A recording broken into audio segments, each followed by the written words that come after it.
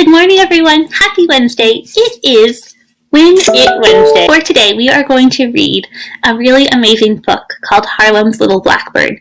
And this is a story about Florence Mills, who's an opera singer in the 1800s, very long time ago.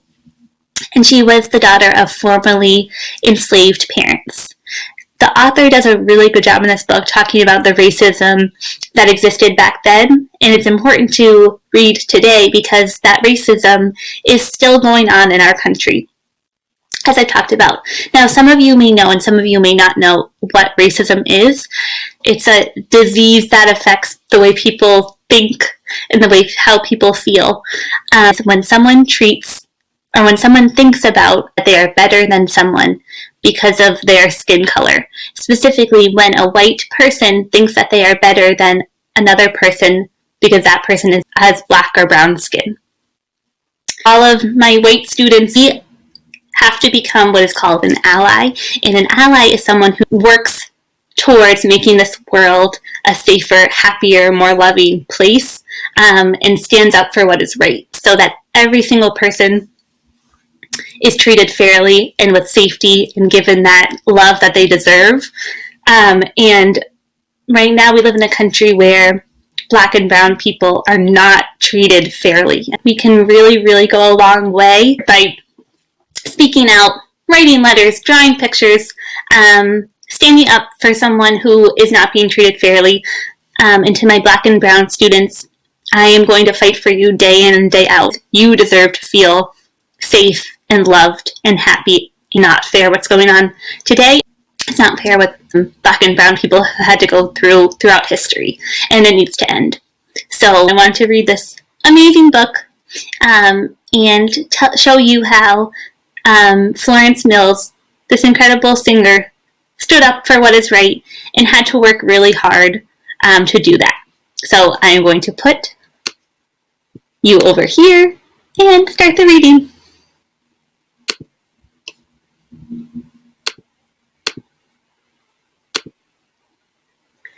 They called her Harlem's Little Blackbird. Her name was Florence Mills. She was born in 1896 and lived in a teeny-tiny, itsy-bitsy house in Washington, D.C.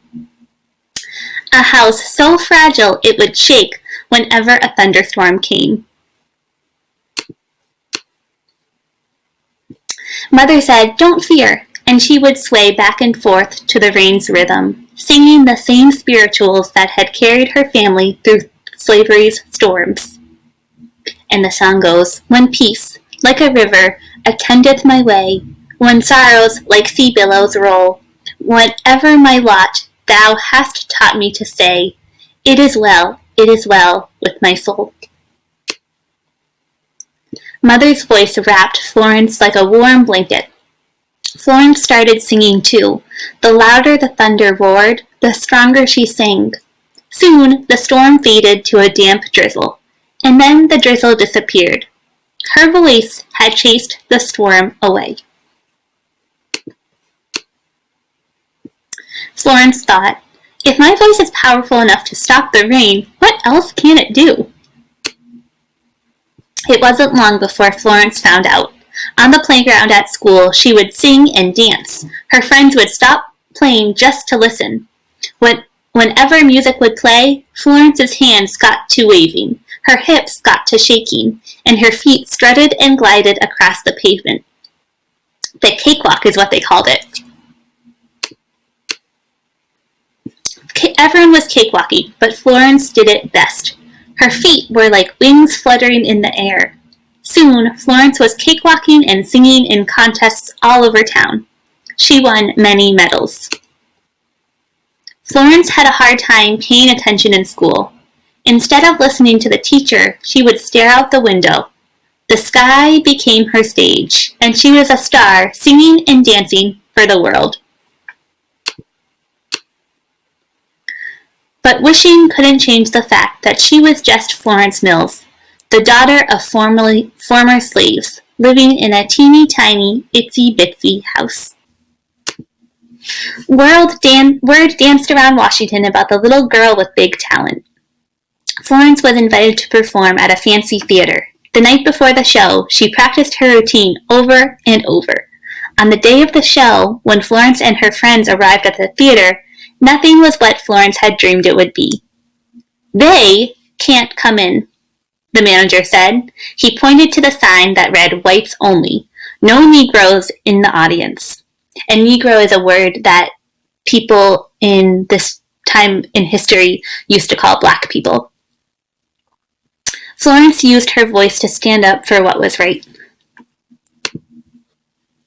"If they can't go in there, I'm staying out here," Florence said, and with her hands on her hips and her head held high, she walked away.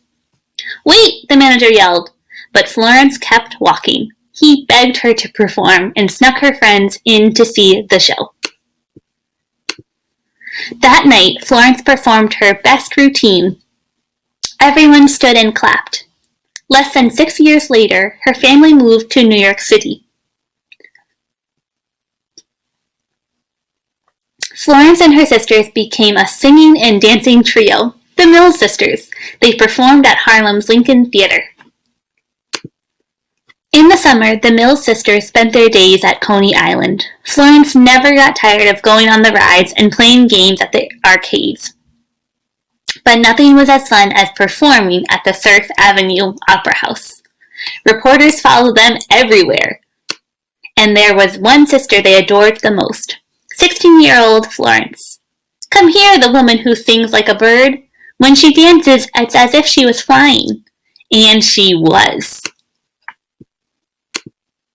She flew from stage to stage all over the country, from the East Coast to the West Coast, until she landed at New York's 63rd Street Music Hall.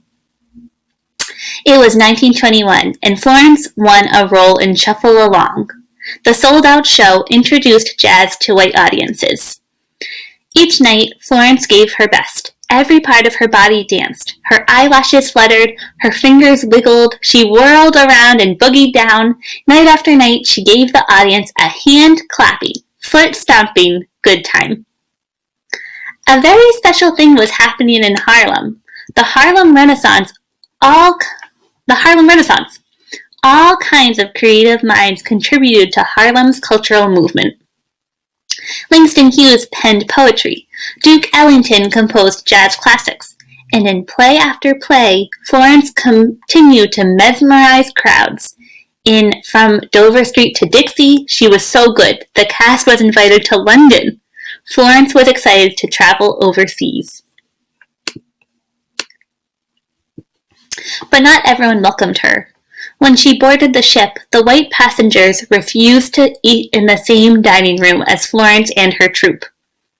When she arrived in London, many people threatened to boycott the show because they didn't want to see black performers on the stage. On opening night, Florence took a deep breath, opened her mouth, and sang one note, then another,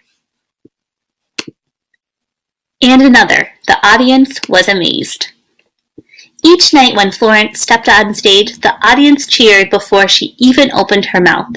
She was an international star. And Florence thought, if my voice can take me around the world, what else can it do? After Florence sailed back to Harlem, Mr. Ziegfeld, an important Broadway manager, offered Florence a leading role. She would have been the first black woman to star in the Ziegfeld Follies. It was every performer's dream, but she turned it down.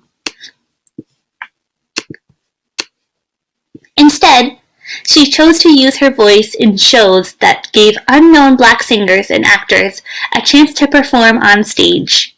Florence became the leading lady in Dixie to Broadway. 100 lights shined on the marquee, flashing her name.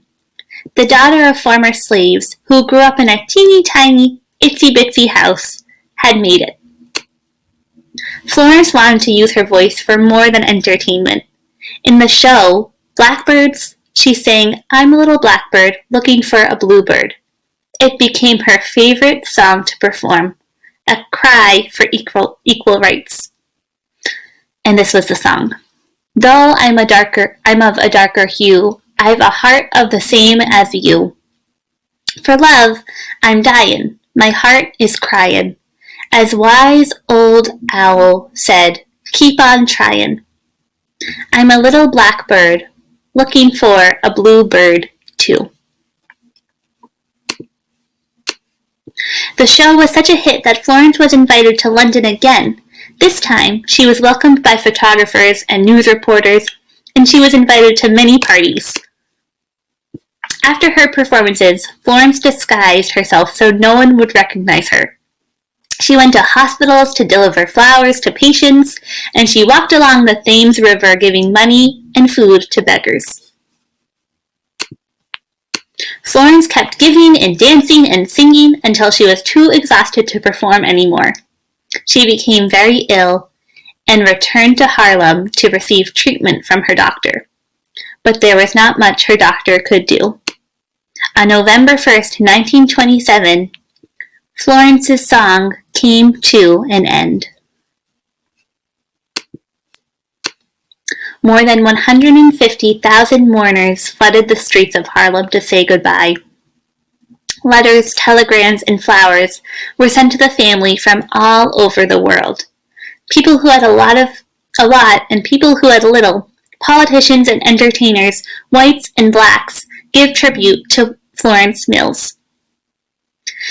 Even blackbirds came. Hundreds of them were seen hovering nearby. Florence's dream lives on in the singers and dancers who came after her. It lives on in the heart of every boy and girl from a teeny tiny itsy bitsy place who dreams of doing great, big, gigantic, enormous things. The end. So this is Renee Watson right here, who wrote that book. Like I said, I think that you all have so much power in this world, and you all do such amazing things. So to my white students, I want you to think about how you can be an ally for black and brown students, and for everyone in this world with black and brown skin who isn't treated fairly and who isn't given the same rights and the same safety that every single person on this earth deserves. To my black and brown students, I am here for you, and I will fight day in and day out for your rights, and so that you can walk in this world and feel safe where you go, and you feel treated respectfully by every single person around you. I know that it's a very scary time, and it's been a really scary time. I am fighting for you.